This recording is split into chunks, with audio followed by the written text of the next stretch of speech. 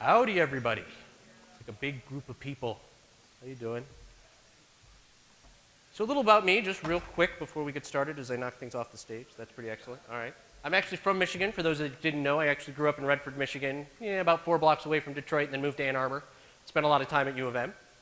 For those that support, the Wolverines, and for those of you that don't hate me. But so I'm happy to be back. I'm actually really excited about the fact that there's a conference in Michigan that we can come to and actually talk. It's pretty exciting for me.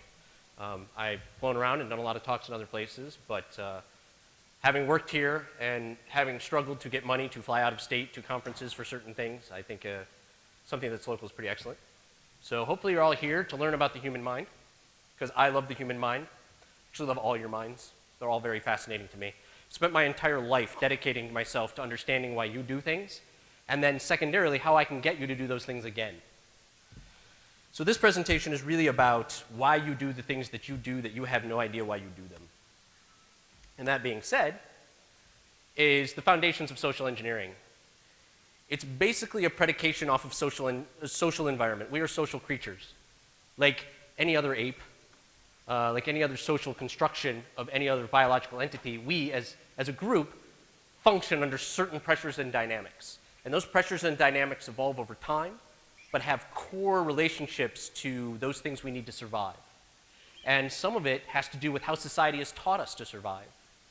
And this particular image, by the way, is one of my favorite images in the world. And I'll tell you why. Some of you are looking at this image thinking, that guy's losing his pieces, right? That's probably your first thought. Some of you are thinking, wow, maybe he's getting his pieces back. A social engineer, on the other hand, looks at that image and goes, ooh, I can move the pieces. And that's exciting. I like moving pieces. So in a culture today, we have built a culture off of providing value and services. We are a service-driven culture.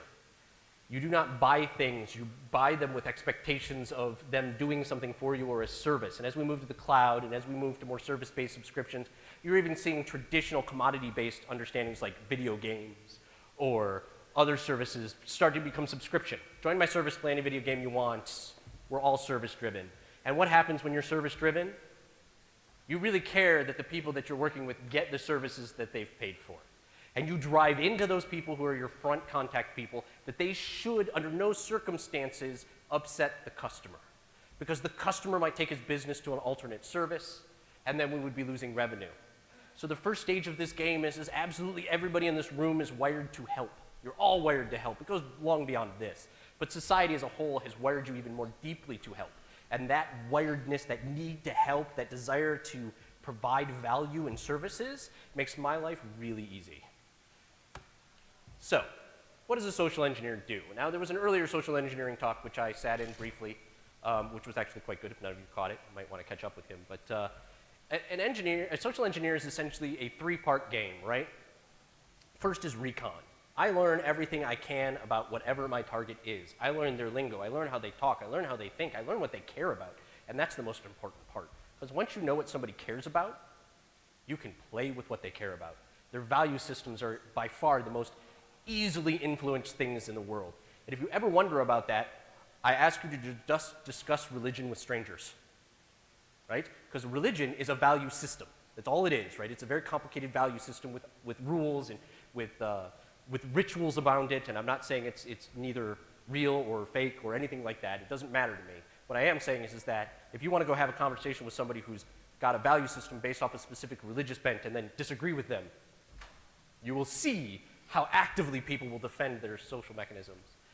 I will tell you that LinkedIn is the worst thing that any company could ever do. I mean, LinkedIn is great for me, but it really sucks for all of you. I used to spend time dumpster diving, and I don't know how many people have ever dumpster dived. Anybody actually ever done dumpster diving? Awesome. Oh my God, that's way more hands than I ever get, right? Anybody who's ever dumpster dived knows 2 things. 1, there's way too much paper in the world. We should really, really save the trees. And 2, coffee grinds suck. They just suck. They get into everything, they stain everything, they make everything smell like coffee, they're horrible. Rather have banana peels, rather have rotten apples. Rotten meat is better than freaking, anyway.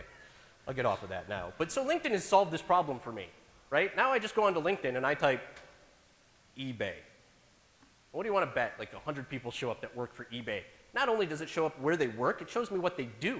And not only it shows me what to do, it shows me what they did do in the past. It shows me what they care about. It shows me what skills they have. It shows me how they relate to their business. It shows me who else relates to them within their business. It builds this entire social framework map of your company. It takes me, on average, when I'm doing a target scaping on LinkedIn, it takes me roughly 15 minutes before I have all the information I need to start cold calling in and getting better information than I can get off of LinkedIn. Now, don't get me wrong, I don't do that. I usually spend a lot longer doing my research, but that's just how easy it was. This used to take me days. I mean, this used to take physical penetrations into the environment to get into the dumpster just so that I could get stuff, or paying off the guy who does the garbage, or whatever have you, so that I could get access to the trash. Now I don't even have to do that anymore, man. It takes like, it's just ridiculous. So if you're on LinkedIn and you like to prescribe yourself about how great you are and how great you're doing for your company and all these wonderful other things, you're beaconing yourself to be a target. Like, just beaconing, right? You know, getting access to an employee used to be a really hard thing to do. It used to be difficult. You used to have really complicated pretexts. You used to have some reason for calling. You had to have some relationship that the person would want to engage you on. Not so much anymore. You don't need that anymore. The service-driven culture is defined a way that I can call you up and say, I don't even know what I'm doing, and someone will spend half an hour on the phone trying to figure out what I want so that they can help me. Like, literally, you can call a help desk up and be like, yeah, I'm not even sure what your company does, but I'm having a problem. And they will actually sit down and explain to you what their company does, and then explain to you how they can help. It's fantastic. I love these people. Social engineers in specific, there are multiple types of social engineers, and if you're wondering what type I am a con artist. Okay? I do the long cons. I'm not the short con game. I'm not the guy that writes the email that gets you to click on something, although I can. This is just not what I do. What I do is convince you to give me money, or convince you to give me resources, or convince you to do other things that you probably shouldn't do. Why I do that is a completely different reason, but it's just my style. So getting access to people is always the goal of my type of social engineering. People are my key. Some people don't want to interact with you at all. They just want to send emails to you and have you interact with technology and have the technology do all the work for them. And that's predominantly what you see today, because it's very low risk. For harder targets, for pharmaceutical companies, for banks, for people who have regimented segmentations of controls and who have a very clear understanding of how much their intellectual property is worth, and then go through the processes of protecting it, that's where people like me come in. We're the ones that actually physically penetrate the organization and deposit things like keys inside of the USB keys inside of the organization, or befriend the secretary, or send flowers to somebody that has a bug mic in it, whatever. Just we do these things. That's what we do. Corporate espionage is the name of the game. So preloading and pretexting, right? So these are two techniques that we use that are very fancy names for lying, more or less. I don't know why we don't call it lying, because apparently we feel bad when we're sitting in the boardroom saying, no, I lied to you. Instead, we say, I pretext you. This got very popular, pretexting, very popular in the HP scandal. If anybody remembers the HP scandal with Meg Whitman, and the private investigators were using pretexting to get additional information on how investments were going. We get a huge deal, because it's technically not illegal. So just so you're aware, I can call you and tell you I'm the doctor of so-and-so, and I can do all these wonderful things, and it's not illegal until I cross a certain threshold. And that threshold is authoritative, right? So if I say I'm a doctor and I give you medical advice, oh, I'm screwed, right? Because I'm not a doctor and I'm impersonating a physician. That's screwed. But if I tell you I'm a doctor and I don't give you any medical advice, and I talk about something else, it's perfectly okay. It's not illegal. So the first step is find out how they talk. I can't stress that enough, right? In order to blend in with a target, you need to know how they talk, right? And you can't just call up, I don't know, a surf shop, because I'm from California now, and call up and say, yes, I'd like to see the numbers on the financial fiscal quarter of 2012 in January and February, because I believe we have a discrepancy in our tax audit. That doesn't work. I'm going to get a whole lot of what? And then I'm going to get shoved to somebody who actually knows what they're talking about, and I'm going to feel like an idiot.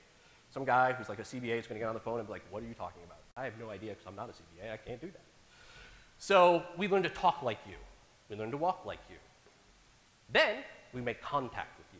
And as I've said before with LinkedIn, trivial. I do it all the time, right? And once we've decided what our attack vector is, which is the most likely thing we're going to do to get to you, then we just execute on it. It's fairly simple. So recon. What does recon mean? So in the last social engineering talk, he touched upon a tool called Maltego. Some people knew what it was, and some people didn't. Maltego is what's known as an open source information collection system. right? So open source or open information collection system, sorry. And what that means is mining public places for data about you or your company or whatever it is that I happen to be targeting at this particular point. I like partners specifically. They're my favorite venue to attack because customers you can shove off because one customer isn't a big deal, but a strategic partner, pissing them off could cost you billions of dollars.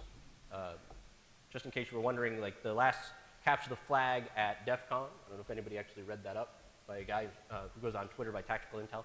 He and I were discussing it. His pretext was a Canadian Walmart, and he said that he was with the UN, and they were doing a disaster preparedness drill about an epidemic, and he wanted to know, what their capacity was to deal with that, and so that he could, help them win the contract.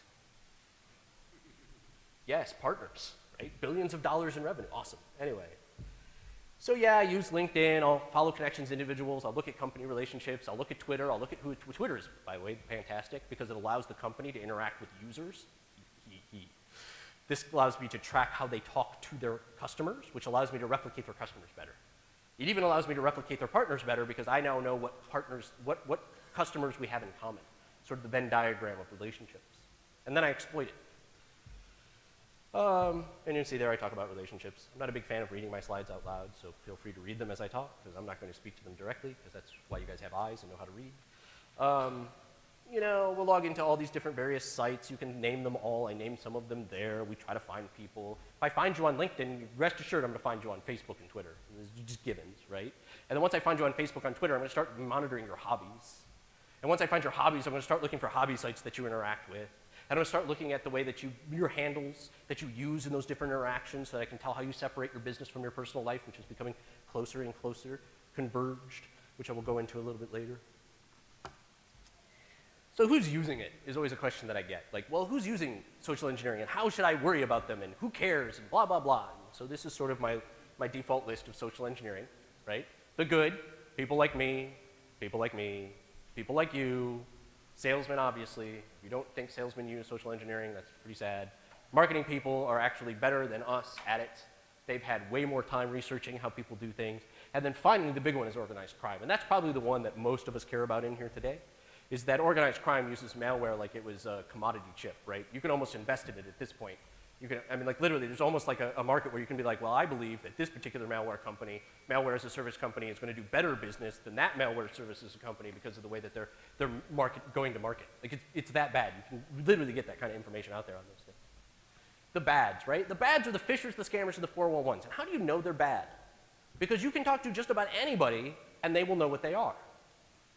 Right? If you go up to your mother and you say something about a 411 scammer in Nigeria and she goes, oh yeah, Prince so-and-so, they're bad, right? They're mainstream knowledge, they're no longer good at it. The phishers tend to be moderately good at it. You might get that AT&T email that says you have an invoice overdue. To me, that's still in that sort of basic phrase. It doesn't have my name in it. It doesn't have any relationship to me. It's sort of a generic blast that says, do you have an AT&T account? I hope so. And if you do have one, have you checked it lately? I hope so. And if you haven't checked it lately, will you please click on this link? Right? That's sort of the pretexting that goes with that. I'm much more along the lines of more specific. And the ugly, right? We have the script kiddies, unorganized mafia, and school kids. And unorganized mafia is, places out of Brazil currently. Like, the best malware being written right now is coming out of Brazil. Don't ask me why. I don't know, but they're just making awesome malware. But they couldn't serve you malware as a business to save their life. Like, they don't have the infrastructure, they don't have the sophistication yet. That's still coming out of the Russian and the organized crime, the Russians, out of Chechnya, et cetera, et cetera. Anybody know what this is? Anybody? No? Nobody? Anybody familiar with the phrase phrenology? Aha! A couple people. Phrenology is the early 18th century concept that your brain size and the way that it worked and the bumps that you had on it actually determined what kind of person you were. It was very, very prominent in Jack the Ripper case. So you're wondering. They did a lot of forensics evidence, or phrenology evidence in Jack the Ripper case looking for that guy who was going to be a deviant. They used to take like measures of your head. But the reason that I have it up here is that this actually comes from a very famous book, Grey's Anatomy. Not the show, But before it was a show, it was a book. And it was known to be the best medical text in the world at its time because of one very specific thing: very, very good illustrations. That's what made it different than every other book. So this is actually in one of their copies. And what I like about this is it shows you something very specific, right? So you see things like combativeness over here. You see things like language and form and calculations and history and strategy over here. Does anybody happen to know how they figured this out? What do you think? He's absolutely right. What he said was brain injuries. This is a map of, crap, somebody got their head cracked in, and they have a brain injury, and now they can't do X. So it must be that part of the skull that does X. That's what we've learned. That's what this is. Compared to what we know today, this is the equivalent of what I would say is voodoo. What we know today about the brain and how well we can image the brain and how much I know about how your brains works should terrify absolutely everyone in this room. It really should. Because fMRIs have allowed us to watch the brain do things to the point now where we actually have the ability to have a computer read your brain patterns and pick a picture out of it and say, this is what you were thinking about. Scary. So social engineering do all these tricks. Right? We have all these little mechanisms that have fancy names that we use in order to get you to do things. They all break around a certain set of ideals. But we have things like referential association. And everybody in here knows the referential association model. Absolutely everybody's exposed to it. In fact, you've been desensitized to it at this point, but it still sort of works. And for referential association, I only have to clue you into the Fiat commercial for the super sporty Fiat 500 that they built. You know, if you've seen that commercial, it essentially involves a not stereotypically handsome man and an extraordinarily attractive woman, and she really likes him a lot because that car is really fancy. Which implies that if I had the fancy car, very attractive women would find me very attractive, and then, so I should buy the car to have very attractive women come hit on me. We all know the reality of that. But that's just what they do, right? And it actually works in the reverse. Most people don't know this, but let's say you're not attracted to the woman because you're more attracted to the male role in that. What it says to you is that if you yourself go after the guy with that car, you will be that attractive. That's what it says in a referential model. All very convoluted. We use referential association in social engineering specifically in this one, this last line right here. The California State Taxation Board doesn't exist. Made it up. Sounds like it exists. Doesn't. But if I was giving a conversation with you and you had no reason to doubt me and I used that phrase, it wouldn't trigger anything in your mind. You would just go, okay, California State Taxation Board, okay. Maybe this is serious. Anyway. Sensationalism, I think we're all probably perfectly, excuse me, I can't talk. Okay. Sensationalism, I think we're all probably pretty aware of, right? Oh my God, this is the greatest thing ever. Steve Jobs died. This is his last dying words. Here's a picture of Britney Spears, you know, with her head shaved off, standing upside down in a water tank. Doesn't matter, right? But sensationalism is an artifact that says society has picked up on something, and if you don't know what it is, society will then ostracize you for being different. And if we all remember the playground when we were in grade school, we should all start realizing exactly what that feels like. It's much more subtle now. It's much deeper into our brains. We don't think of it in those very black and white terms anymore, but that's essentially what sensationalism does. It says, everybody in the world is watching Friends. You're not. You're weird. You can't participate in our conversations. You can't hang out with us. You're not. You didn't read Harry Potter. You don't even know what a snitch is. Why would we even talk to you, right? These are the things that sensationalist does. And then scarcity. I don't know, man. Scarcity is a weird one. It works if it works well because you have to have really defined scarcity models in order to have it work. But it really sort of fails on all other models. But scarcity, like, I don't know, you realize this. We're about to reach a bacon shortage. I don't know if anybody realizes this or not, right? But it's actually true. I'm not making that up. Like, there is a critical bacon shortage coming. And it's because the corn drought has gone so badly, we can't feed the pigs to get enough pigs to make bacon, right? So the scarcity of bacon is going to cause the cost of bacon to go skyrocketing, right? That's what scarcity does. But if it's not real, if it's an inflated scarcity, it tends to fall apart on you. Acting. All social engineers essentially are actors in one way, shape, or form. We're just playing a role. Now, all of us in the world are actors. The people you are at home are not the people you are in society, because society has a set of rules, and when you violate those set of rules, there are consequences. I'm fairly sure that all of us at times have wanted to execute something that we wanted to do very, very badly in a situation, but restrained ourselves because there are police. Right? That's what police are. They're the social cops, right? Like, no, we as a society do not tolerate the fact that you jumped up and beat the crap out of this guy. That's not acceptable. You can't do that. Well, you can, you just have to pay for it later. In some cases, that might be worth it to some people. Normally in here, I do some sort of like real acting thing, but eh. If you don't think I'm standing up here acting now, then I'm better than you think I am. So we won't go over that. Question overloading. Question overloading is very popular in a very specific set of people. Psychics. Question overloading is almost exclusively used by psychics. And if you're wondering, yes, I used to wander around and convince people to give me money because I was psychic. And they did, almost all the time. I am not psychic. I made it all up.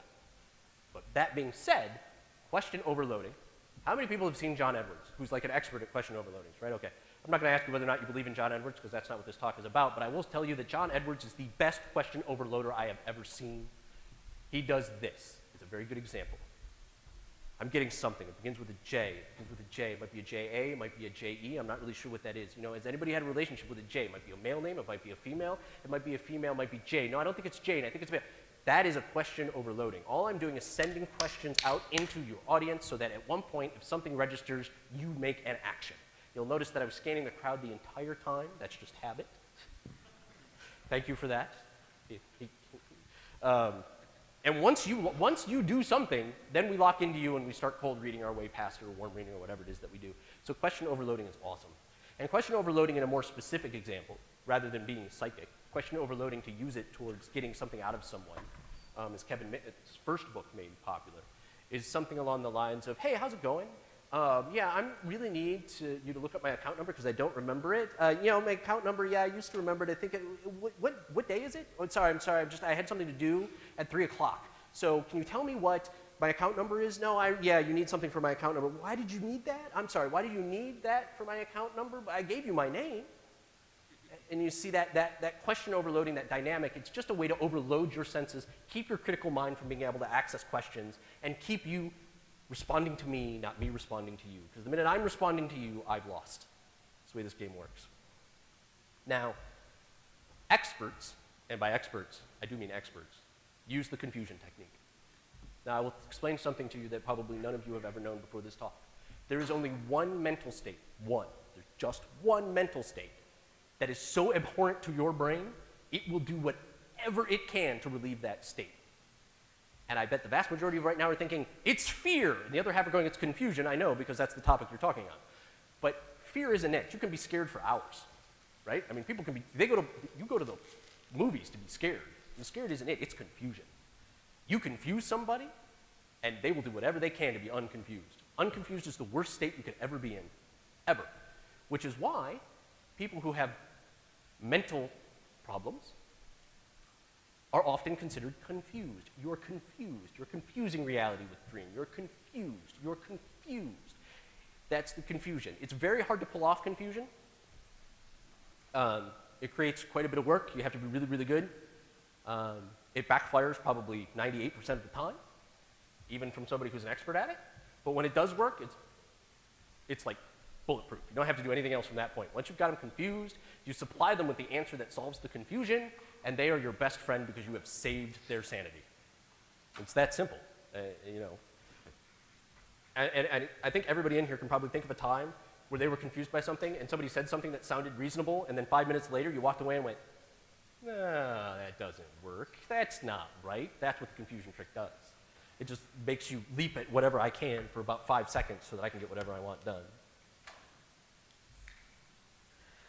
I think this one is old hat.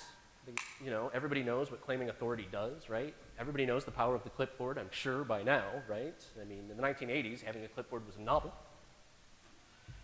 By the 1990s, having a clipboard was suspicious. And by the 2000s, having a clipboard is just annoying, right? You see people with clipboards, and you go, oh, man, he's got a clipboard. Now he's going to like, want to check things and do stuff. I thought I was getting out of here early. Oh. But But claiming of authority for people like me do it slightly differently. We no longer need the clipboard. We never needed the clipboard. The clipboard was just a prop. What we do is claim authority through statements, right? So I have a couple statements up there. My favorite one actually is, look, has anyone else taken CPR classes? No? This is what we do, right? Did you hear I said that? Very authoritarian, very straight. Did anybody doubt me? No reason to doubt me, right? Until I give you a reason, right? I know CPR. The first thing we should do is a tracheotomy. What? Huh? Right? That causes you to pause. Yeah, okay, but you know. Has anybody else taken CPR? What we need to do is raise his head and clear his mouth so he can breathe. I'll do that. That sounds reasonable. Never taken a CPR class in my life. I have no idea how to do it. Right? Couldn't tell you. But it doesn't matter. I didn't say in here, I never said I took CPR classes. I didn't do it. I just said, have you? No? Well, then I'm more of authority than you are because you don't know. If you don't ask me if I know, I'm gold. Right? Aggressive posturing. This is part of confusion. You use aggressive posturing usually to create confusion, but aggressive posturing is it's more along the lines of just causing somebody to feel more risk than they should at a given particular. And like most often, it's used by frontline people, right? Like you get help desk people. Aggressive posturing works for low-line people who are scared of losing their job, right? That's really where it works. You start getting to management level or director level, and then aggressive posturing does nothing but makes them irritated and piss them off and make them want to ask more questions about you. I think actually aggressive posturing was used in the CF. If you guys haven't read the social engineering capture the flag from last, it's actually really good. But he used aggressive posturing there by stating, I don't know, but I know it's worth billions of dollars. It's aggressive posturing, right? Like you personally are going to be responsible for this company losing billions of dollars. You, right? Not many of us would stand on the other side of that phone and go, well, no, I'm going to ask some more questions. This is the way it works. By the way, if you have questions at any time, just draw my attention and I will try to answer them. Pattern interrupts, my personal favorite. Pattern interrupts. Actually, I have a blog out on InfoSec Island that uses a pattern interrupt that went out today. Pattern interrupts are the ability to short-circuit your brain. If you want to think of them as a buffer overflow for the human brain, you can. That's sort of what they are. But if somebody's having a very intense conversation about something, I don't care what it is, and you suddenly go, have you seen the purple elephant? They are going to stop. Because it has nothing to do with anything, and they have to devote time into their into their process engine in order to figure out what the heck you're talking about and then supply context with it. You can see how this relates to confusion, right? Like, oh my God, polka-dotted elephant. What? What polka-dotted elephant, right? But that pattern interrupt is a way for us to stop you from going down a path we don't want you to go down. If you're starting to go down a path, you're going to ask me questions that I can't answer, I might pattern interrupt you so that you derail your thought processes and then convert you to a path that's more beneficial to my process. Oftentimes, this is security guard stuff. You use this stuff for security guard stuff. That's actually a live example where I had penetrated into an organization and was sitting in their finance department and was copying off actual financial data in the middle of the day. Somebody came over and like, hey, you shouldn't be accessing that, because I stole somebody's credentials who didn't have access to whatever it was that I was mining. And that was my response to get by. What? Oh, hey, real quick, what color is 3? Like, you can't answer that question. It's just one of those things, right? But as long as I don't let you pause for it, as long as I don't let you think about what color is 3, as long as I keep going, you'll notice, I mean, it's yellow. You notice I answer it, right? I created confusion. What color is 3? I don't know. It's yellow. Oh, thank you for answering that for me, right? And as long as my flow is good, right, the way this actually works is, if I were to say it in the phrase that when I actually did was, what? Huh? No, I mean, oh wait, what? Real quick, man, what color is 3? Wait, no, it's yellow, never mind. What were you saying? And before he can say access log, I've said something else, right? Like, is this about the fact that I had to reset my password? Because, I just reset my password like 3 days ago. Now, if you're really wondering, I reset my password invalid access log. You can link those two things together. And for a brief moment in time, they will make sense. By then, I'm running for the door, hoping that no one will ask me what the hell I'm doing. Reciprocation principle, this is probably the strongest principle that we have. This is the one that most often everyone will fall for. It is built into our DNA, from our social DNA, not our biological DNA, for those that were wondering. And that is because this is long ago when we were living in caves, and there were 12 of us, and the world was scary, helping each other out was the only way to survive. Like the clan, the group, the tribe, whatever you want to call them, they needed to interact with each other in order to make themselves successful. This is so far into your social DNA that it is easily exploitable, and it is most commonly known as the free sample. That's the most unelegant illustration of such.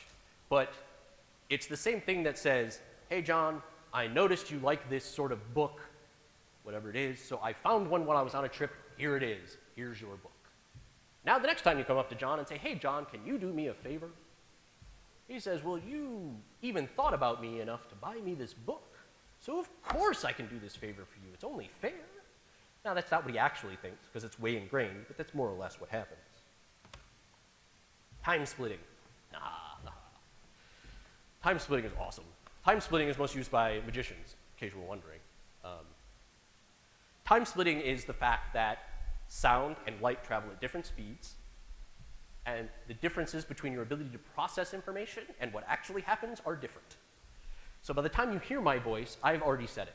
And by the time you get it in your brain and process it and put things into it and understand that there were words coming out of my mouth, it's already happened. The further away you are from me, the longer this takes to happen. Now, you can use that to do pattern interrupts, you can use that to do confusion techniques, you can do that to cause differential perceptions based on certain things. Magicians use it a lot. I won't tell you how, though, because it's kind of their secrets. But I am a hypnotist, for those that did not know. Multiple certifications in hypnotism. And the classic hypnotism command, sleep, is a very good example of time splitting, right? Because sleep doesn't happen, like for those of you who do it, I don't do sleep like sleep and then that doesn't work. There's like a whole bunch of factors that go into it, one of which is touching and one of which is jerking and feels with the inner ear and does a bunch of other stuff. But when I go and I pull your hand and your body jerks and your inner ear shifts and then I say sleep, I'm time splitting, right? Your body is receiving a physical sensation at a certain time, your auditory nerve is receiving a different set of signals at a different time, and your brain has to quickly choose which one it's going to pay attention to. I'm going to pay attention to the one that says I'm falling. Make sense? I would too. Sleep gets right by your conscious mind, it goes right into the subconscious, and the subconscious goes, sleep, I know how to do that, and you're out. Doesn't work on everybody, so don't worry. Rapport. This is the #1 skill of all social engineers. Rapport. The ability to make you like me. That's all that is. Some of you are thinking, well, I wouldn't like you. Just look at you up there. But I agree that if I wanted you to like me, I could probably get there eventually. This all goes back to a bunch of different techniques that we use, the most common of which is language matching, right? Which goes back to my pretexting and preloading. And making sure that I know how to speak your language and I know how to speak it in the way that you speak it. Some of it is, dress, right? And having a certain presentation. Breath synchronization is a good one, where you breathe at the same rate they do. That's taught in NLP for anybody who likes neural language programming. Breathing is actually the key to most biological synchronization, in case you were wondering. The other one is the heart. Breath and heart are the two. If you can synchronize either one of those two things, you end up in a very same biological rhythm. So actually, you can put EEGs on people and do that, and it's very cool. I did it as a scientist experiment when I was in 7th grade.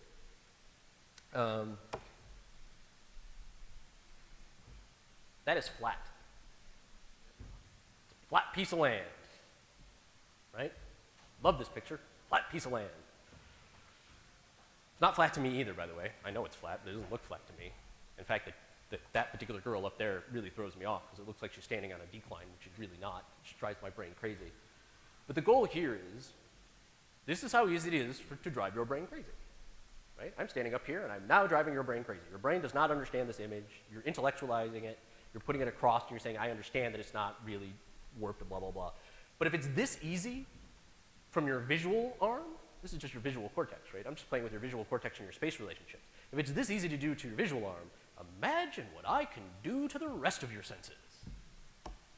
For example, how many people in here, just take a guess. Just hold up your hand with some fingers about how many nervous systems you think you have. Anyone want to take a gander? You think you have 2? 3? You think you have 5? We got 1 over there, 5, 1. Okay, so for the most part, the guy with 3 had it. There's actually 3 discrete nervous systems in your body. 3. One of them is the conscious one we all know and love, and we interact with every day. The second one is your fight or flight mechanism. We used to think that somehow they were related. They're not. It's a completely separate nervous system. They both start at the stimuli and then completely branch off into different directions, and never shall they meet, ever. So if I can affect change in one, it will affect change in the other. Now the third one, they just discovered, and it's weird. It involves touch, and it has no purpose that we can figure out except to let you know that you're being touched by another human being. That's it. It's too slow to be a reactionary reflex survival instinct. It doesn't carry any additional messages about pain, discomfort, blah, blah, blah, so it's obviously not designed around motor functions or any other conscious systems that we do. It's literally there to tell you somebody else who is also a human is touching you. That's it. That's all it does. Found that like a year ago. They were like, oh, look, we have just yet another nervous system. Awesome. So how does this all work? These are real-world examples that I did in my previous life when I was young and had more time. I was hired by a company to acquire their intellectual property. That's what they wanted me to do. Made a cute marketing profile of a woman. She was cute. I don't know where I found her picture. Google is awesome. Mined a connection, looked for somebody, made the connection, looked at Facebook to get the hobbies, found out that one of his friends had just changed jobs, who was no longer, that used to work at the company but doesn't anymore and is now working at a different company, and was on vacation. Forged an email from that guy, right, on vacation. They liked snowboarding, just in case you were wondering what their favorite topic was. So I sent them, you can see here the example of the language that I used, email forged, dude, check out my wife, totally carving a diamond. How many people in here think he didn't click on it? Anyone? Anyone? Yeah. So keylogger, IP acquired, 7 hours. And in particular, this particular person was targeted because I found him on a forum complaining about antivirus and how it was screwing up his build times. So I targeted him specifically because I knew that, because I didn't have a 0-day, right? I wasn't like gonna go buy a 0-day, right? I like took like off the shelf, like, you know, can download it from anywhere, bad malware, and slapped into this guy's system because he didn't have antivirus on it, and then stole his IP. It took me 7 hours. The key thing about this one is that I literally went into the conference room to get the rules of engagement for the gig, walked back in the same day and handed them a CD with their own intellectual property on it, right? That's the only time in my entire life I was a social engineering rock star, right? Where I was like, yeah, suck it, right? I totally wanted the like microphone so I could just be like, out. They were horrified. Needless to say, their developers now hate me, and I'm persona non grata because now they all run antivirus. This one is about a manufacturing company. Manufacturing companies are interesting because they have two sets of intellectual property, for those that didn't know.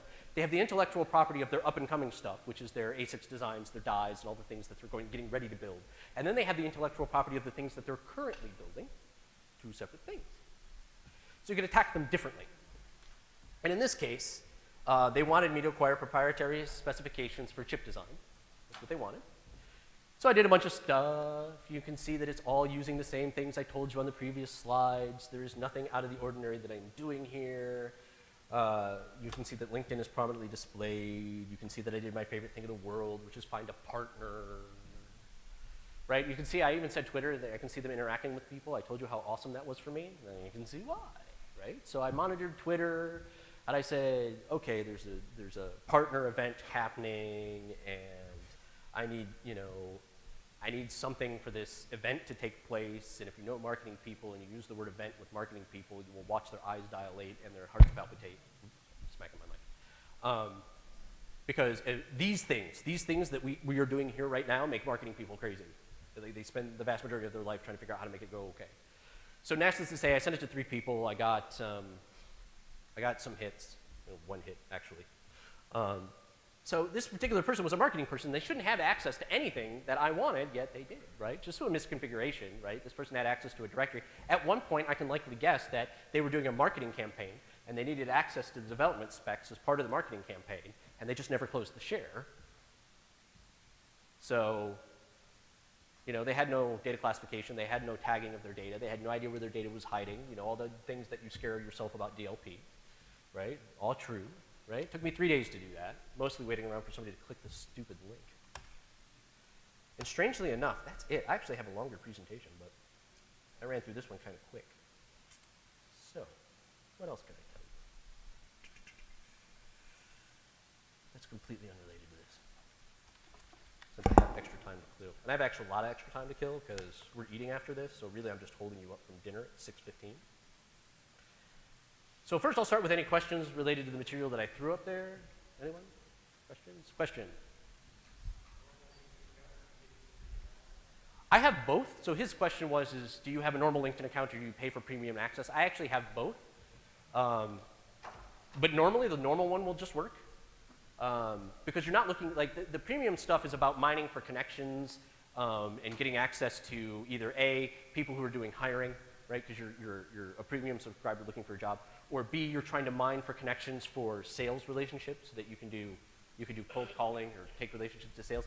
So the individual employee or the hierarchy behind the company, that's still all publicly available, right? And personally, like, I think we should all band together as a group and demand that LinkedIn somehow change its business practice so that I can't model your entire company, but hey, yes? Isn't it true that perceived authority is more powerful than morality? That depends. I mean, I would say in general, yes, in general. So his question was, is it true that perceived authority will trump morality?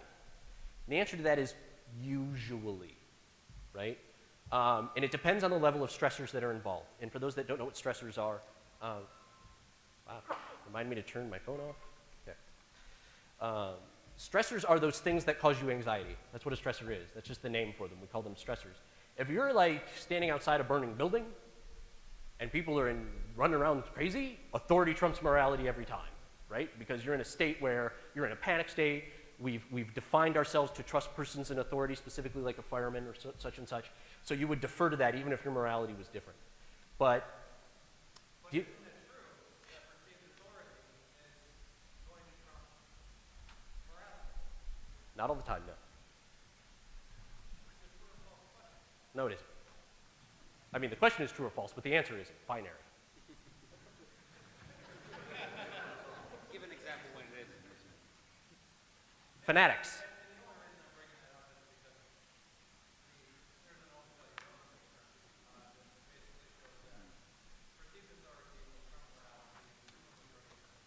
I agree. I said, right, right. So what I was trying to get at was that by interrupting, making a blanket statement, causing you to go on and start explaining, you take that authority back and forth. Oh yeah, I mean, yes.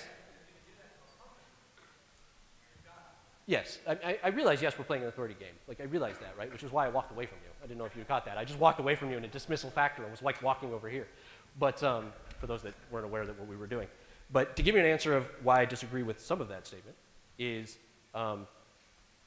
fanatics. Fanatics' morality is imprinted into their psyche to the point where it is unbreakable, right?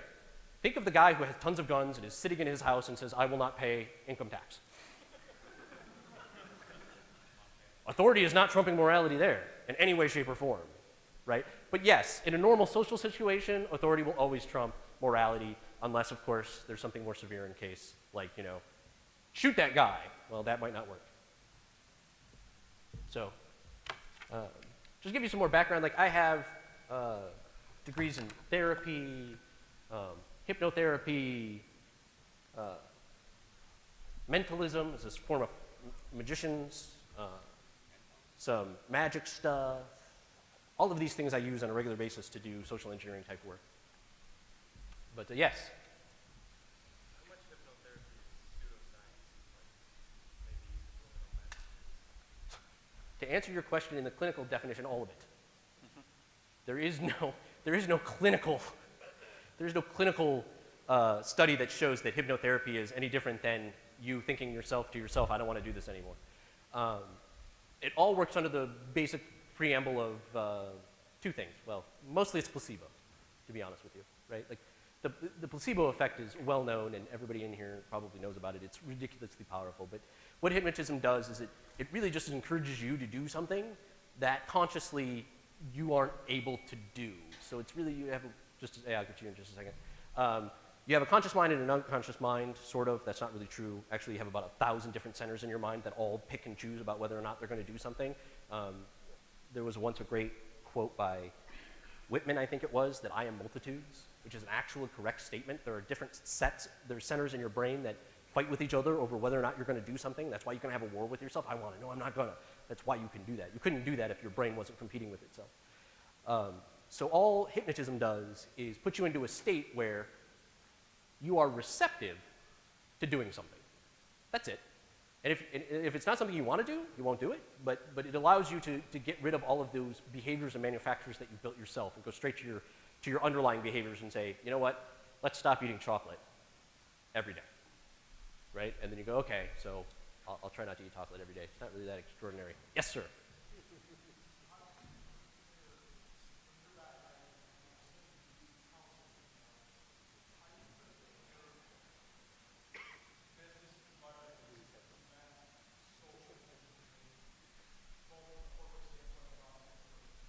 Great question. So he's asking, how do you protect yourself against social engineering from a corporate perspective, which was a question which was in the last social engineering talk. The first thing is that all social engineering fails at critical thought. The second that you start critical thinking, all social engineering fails, because we're building this fictional thing. Whether it's fictional rapport, whether it's a fictional urgency, whether it's a fictional fear, you're going to lose your job, right? It's all fictional. So the minute you stop and ask yourself, like, does this really make sense? All social engineering falls apart. It just falls on the ground and there's nothing we can do. So that's one thing. The second thing, I think somebody touched upon it, is don't blame the victim. Right? Somebody said that, please don't blame the victim, which is a common strategy that used to be the case. It's no longer the case anymore. One of the things that I do, suggest companies build 911 teams, very similar to what you would consider corporate or to public 911 teams. Get somebody from facilities, somebody from InfoSec, somebody from operations, somebody from executive management, and let people let them push the button. Literally let them push the button, right? And then show up. Somebody who's there who can handle anything, right? We have a team, we're here. What do we need to do? Well, I clicked on this email and now bad things are happening.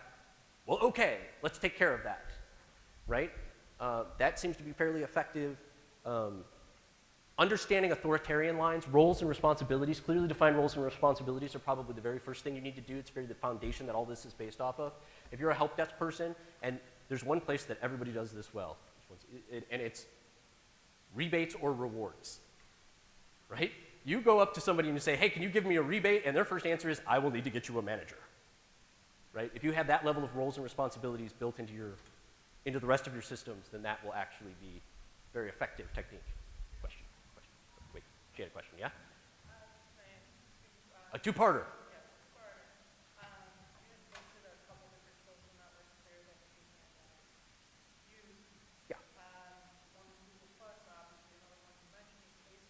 Yes. One most people consider really high context, very long, Google Plus, messages are very detailed. Facebook very short, risk resilience ratio, effectively when you're actually looking at between the two networks, there are certain networks that have more quality in it. Instead of the Facebook, I took a dump and So the question was, out of the social networks that you engage in, are any of them more high quality than other ones? And that's a difficult question to answer because it really depends on what you're looking for. If I'm looking for hobbies and behaviors and language text of how an individual operates outside of work, I go to Facebook, not Google+, right? Facebook tells me a lot more. If I'm wanting to figure out how people interact at a short session, I'll go to Twitter, right? Because if I just want to know, like, let's say I want to do an exchange with you that doesn't last more than 5 minutes because I'm worried that if I spend more than 5 minutes, somebody's going to figure out what I'm doing. I'll go to Twitter to figure out what keywords you respond to. I don't spend a lot of time on Google Plus unless I'm doing Google. Because last time I checked on it, it may be different now, but Google Plus was a lot of Google people and like their friends. And they hadn't reached beyond that yet. It may have gotten more popular now that people are pissed off at Facebook for changing their ecosystem again, I don't know. Two-parter, yes. the second part you mentioned, or you can ask the audience, how many parts do you think there are to you mentioned fight or flight? nervous system. Like this, Yeah. were you actually playing a little clue on everybody, or were you trying to force people to think straight? Oh, you're not supposed to catch crap like that. Very good call, though. Yes, that is known as a subtextual inference. And I went, how many people think, how many people, how many nervous systems do you think you have? And I just literally threw 3. It's used by a lot of people, but yes, it literally was to see how many people would respond with 3, right? And there's a difference between somebody who thinks about it and responds with 3 and somebody who just goes like that, right? The psychological principle behind that is something known as priming. For anybody who wonders, where you give somebody, the classic version of priming is you give somebody a list of words, 10 words, right? And then an hour. And then an hour later you go, now I need a word that begins with TA. And on that list was table. And your brain is going to do the least amount of work it has to answer the question. And so it's going to go to the shortest term memory you have, and that's table. And you can almost guarantee that 80% of the time, somebody's going to say table if that's the way you've primed them. So, good catch. I'm now paranoid about her. Okay, yes? Would I hypnotize somebody in here? Will I? I could. I mean, I don't know why I would.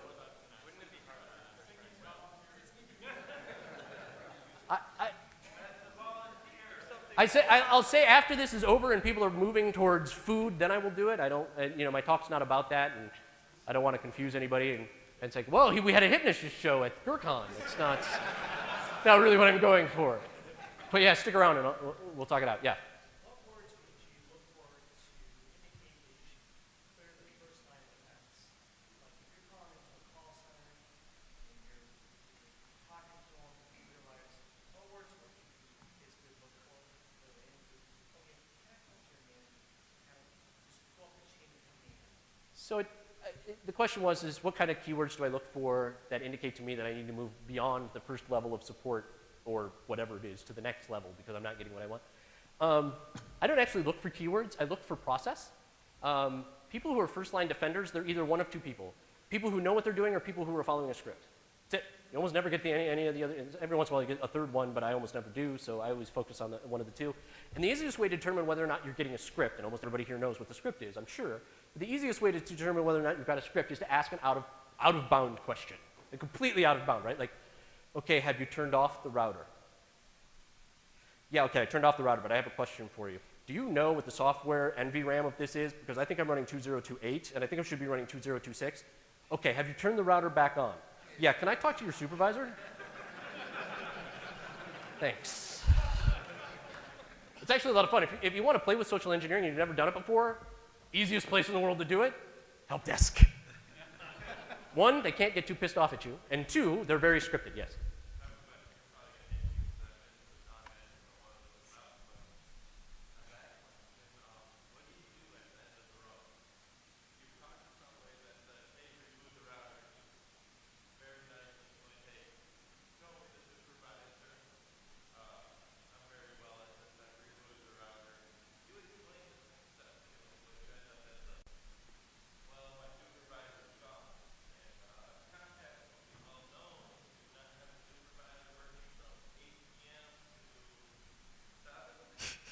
Fair enough.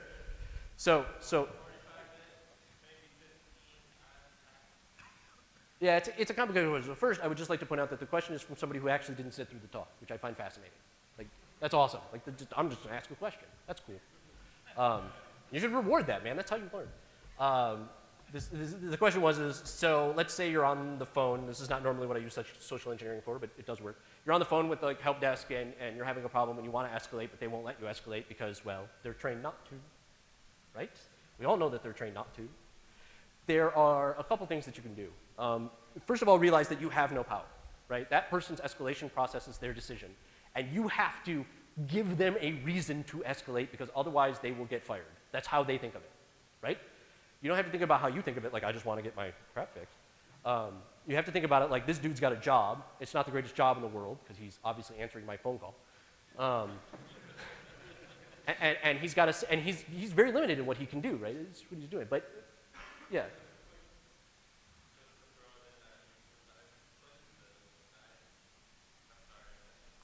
Yeah, no worries.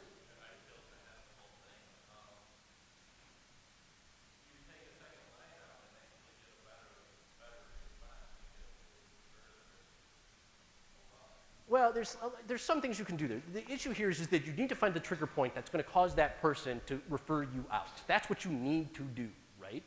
You need to find out what that person needs so that he can. And then one of the things that I do, and this happens all the time, is what will make this so bad you can't fix it? I ask that question. I literally do. Like, what will make this so bad that you can't fix it? If it has this light on, it has that light on. Well, why didn't you say that at the beginning? I didn't know that light was important until you told me. Right? There's that. The other thing to do is that's a case where you have to build rapport, and you have to give that person a reason to help you, and you have to explain it, and like, you know, just relate to them. Be like, okay, so I have to do this. Be like, dude, I know you have to run through this script, right? I know you do, man. That's cool. How much more of this script is there? How much more time do I need to do this before we can move on? And sometimes you get the, I don't know, sir. Will you please turn on the modem? And that, you know, sometimes you're stuck, right?